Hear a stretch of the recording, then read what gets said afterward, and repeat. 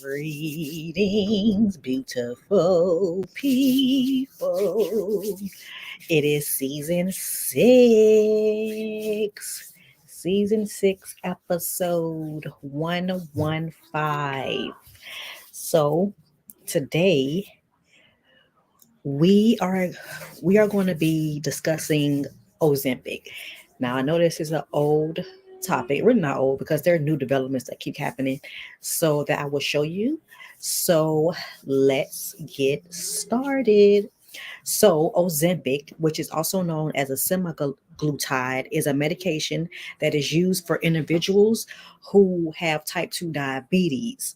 It belongs to a class of drugs that's called glucagon, like peptide 1 receptor, like peptide 1 receptor agonist. So while Ozempic has been approved by regulating authorities, its potential dangers and adverse effects warrant a critical analysis. So I'm going to explore the risks that are associated with Ozempic, including the side effects, the long-term implications, and the importance of informed decision making, because people is out here doing whatever they want to their body. They don't really care what the ramifications are, just as long as they look good enough for them to post on their Instagram feed. But I'm not sure if any of you are noticing that this medication is being taken by individuals who seek weight loss and has no real use other than shedding pounds. Celebrities, people that you know, family members, normal people is doing this too. So, and this has been reported that it has been reports of people misusing the drug and overdoses compared to previous years. And we know this because now it's out in the open. We have celebrities that are well known that are speaking about this drug, and this whole time we thought that they were a part of some other program, which in fact they was not. So, side effects. So, one of the primary concerns that are associated with Ozempic is its side effects. Now, many medications have side effects, but you have to know that the medication that you are taking is going to benefit you. See, I've been into homeopathy. This is the class that I'm in now, and what homeopathy is like cures like. I'm not going to go into that right now because I plan on doing something about that too. Um, but one of the primary concerns is the side effects. Like I said, like a lot of medications have side effects, but as long as that medication is solving one issue, we don't need eight more to come along that. So common side effects includes vomiting, constipation, diarrhea, and these are gastrointestinal issues, which can significantly impact your quality of life, especially for individuals that's using this medication. Additionally, more severe side effects like pancreatitis and thyroid have been reported for people that have. You see how now you're trying to lose weight, but now you're adding on these other illnesses that you're going to have. That's going to probably be chronic long term. You're adding. It's like losing weight is something that's acute. You can do that through nutrition. You can do that through diet, lifestyle change, exercise, and things like that. But when you start taking a medication that's not for you, or that is not subscribed to you, then you you begin to start to create chronic illnesses, chronic diseases. So let's talk about the long-term implications, which I don't think is science is like the front of everyone's head, but this medication may provide short-term benefits in managing blood sugar levels.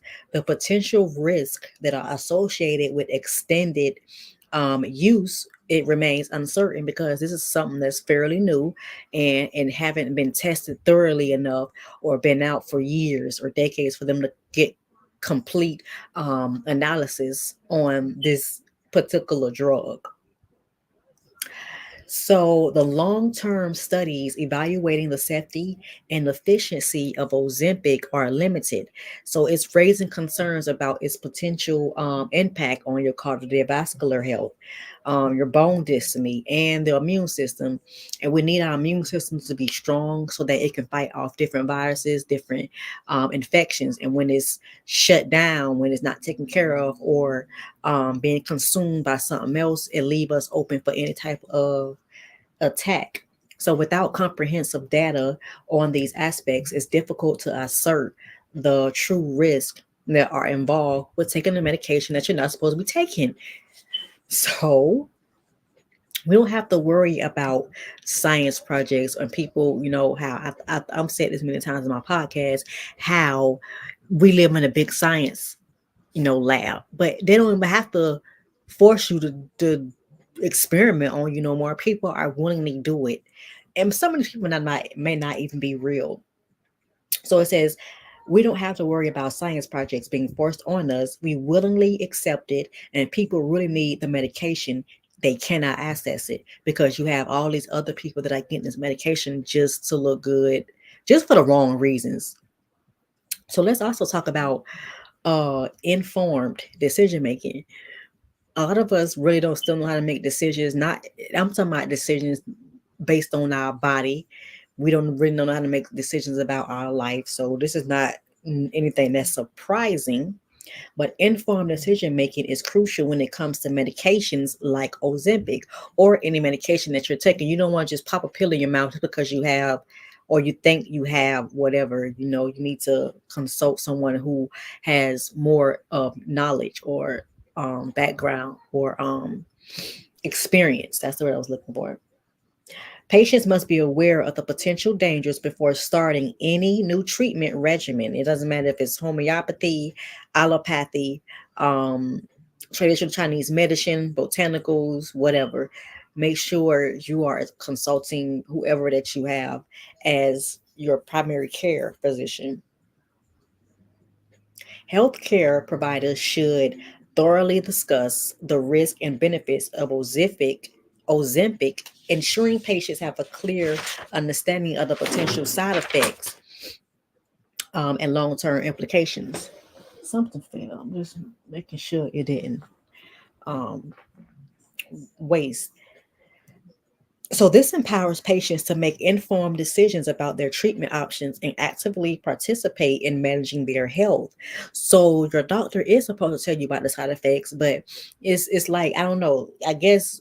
And then, another thing I found out about, I probably have this down, but I come to that later. You don't have to have, I don't think they accept insurance with this Ozempic. I don't think you have to have insurance or it accepts insurance. You could just pay for it out of the pocket, kind of like an over the counter drug, something like that. Taking this drug has become a trend and it's not just Hollywood. You don't need insurance to obtain it, but prices range for $1,300 to, I cannot understand my own hand, to $900. Now I know y'all not paying all this money for no weight loss drug that might hurt you later on and down the line. Like, I hope y'all not doing that.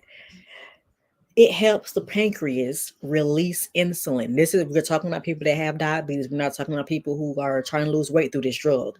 It also acts on the brain to reduce hunger. It sounds like an opioid, something like that. In People magazine, there's an article about celebrities who spoke on Ozempic, which I feel like some may not be fully disclosed if they actually did. Let's not forget that celebrities are people too, and they have the potential to lie. So they are also saying that this drug could be the future of weight management, when we could encourage people that you can get the nutrients that you need from food. There is a huge obesity epidemic in the United States that has been going on in this country for over 50 years. And instead, there are people taking the drug for individuals that actually need it. It's kind of like robbery.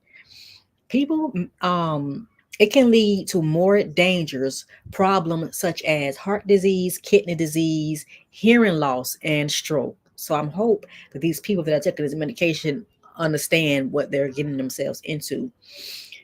um People medication has to be switched It's not because it's a rise in diabetes and people having diabetes, but lazy people who don't want to lose weight appropriately and more healthier. Even when taking this drug, you still have to eat nutritiously, move around, and be consistent with it. You can't just take the drug, or I don't know if you can't just take something and then expect for magic to happen. You have to do work. You have to have nutrition. Matter of fact, that's something that I was gonna look up too. Wait a minute. Yeah, that was another thing I was gonna look at.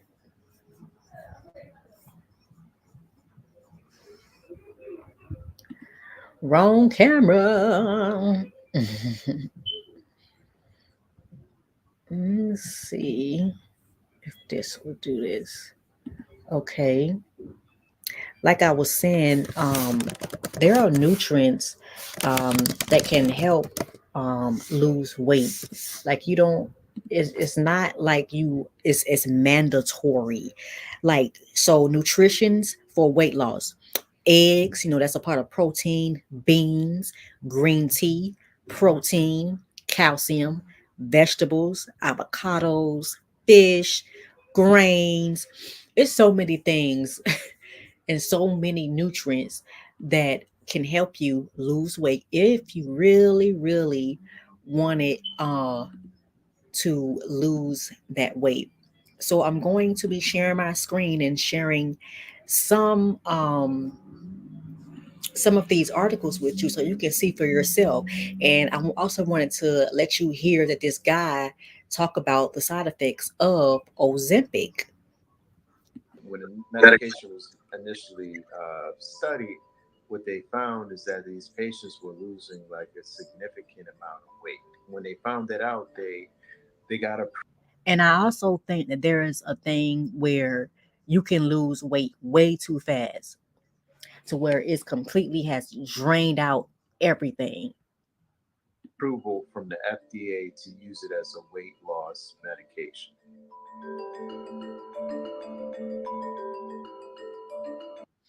Now, they say that experts are warning about the dangers of using diabetic drugs for weight loss, but it kind of doesn't seem that way when it's still being handed out to people. And there's also saying that the drugs like Ozempic and Manjaro are being touted for helping people lose 15 to 20% of their body weight that can help you. Um, of course, they say, but there are risks. Let's listen to what more that he has to say. Be on for a lifetime. Just think of it as something to help you jumpstart your weight loss journey, and just keep in mind that ultimately it's going to take some effort from you, and that includes some lifestyle modifications. Didn't we say that at the beginning? See, people are lazy. They don't want to cook. They want to go to the nearest McDonald's, the nearest Burger King, the nearest whatever, and get a quick meal. Now, we do understand that people have to work, people have careers, they really can't cook like that. Well, I'm not going to make no excuse. You can cook. If you can hop on social media every single day and create content for people on your YouTube every day and create content with people, you can definitely cook a nutritious meal that's going to help you lose the weight that you want to lose and for you to be a control of what type of weight you're losing. What you eat, and then exercise. The drugs have been known to cause nausea, vomiting, diarrhea, and abdominal pain. Something that we already said in the beginning when I started this. And you don't want to walk around with pain like that. I mean, and you're trying to lose weight. At least one lawsuit has been filed against the drug makers for severe stomach issues. And you think this is going to be the only one? Nope. Nope. Not going to be the only one. Um, find out about the medication. Make sure that you're going to a qualified individual, or medical care professional, and then make sure you're just following the instruction. Exactly. Make sure you are following instructions. So it says it's saying that I guess they're getting sued because of, let me just read it. This is from USA Today. And the article is dozens sue saying that Ozempic, other weight loss, and diabetes drugs cause harmful side effects. So now it's saying that someone had experienced diarrhea and discomfort for several months until one day that the pain was unbearable. He said that he got yellow eyes and stuff like that. And the next thing that he knew, he was in the hospital and he had to have his gallbladder removed. Gallbladder, y'all. He had to have his gallbladder removed. So it says our FDA approved labels clearly warn the Maharo and Trulicity may be associated with gastrointestinal adverse reactions, sometimes severe, according to Eli Lilly's statement. These risks were communicated to and widely known by healthcare providers, but they are still administering it to people. We are vigorously defending against these claims. So they're going to try to like fight against this and try to say that we already told y'all. And it probably was already on there to let people know that, hey, you're going to, this is the side effects of X, Y, and Z. But people don't be caring about that, or they feel like it's not their case. It's not going to be their situation. We'll be like, we'll say, oh, that happened to them, but that may not happen to me. Yeah, it may do. It may do happen to you. So it says some patients had their gallbladder removed and they're better. Other patients have lifelong problems. You see, for some people, they felt better. For others, now this is bringing on new issues that they probably did not have before. Nausea, digestive problems caused by Ozempic, consumers say.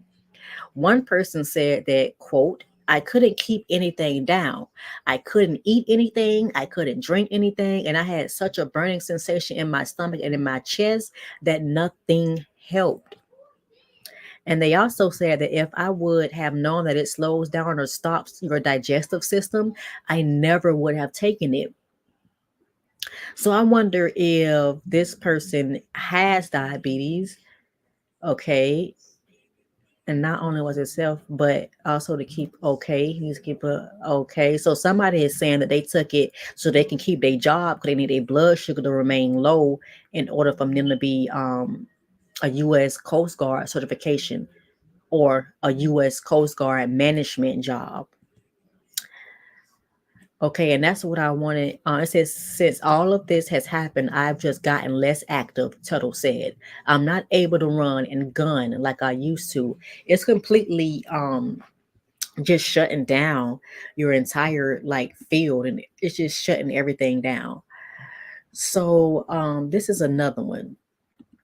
Now, how, okay, stop sharing. There's another one that I would like to show you.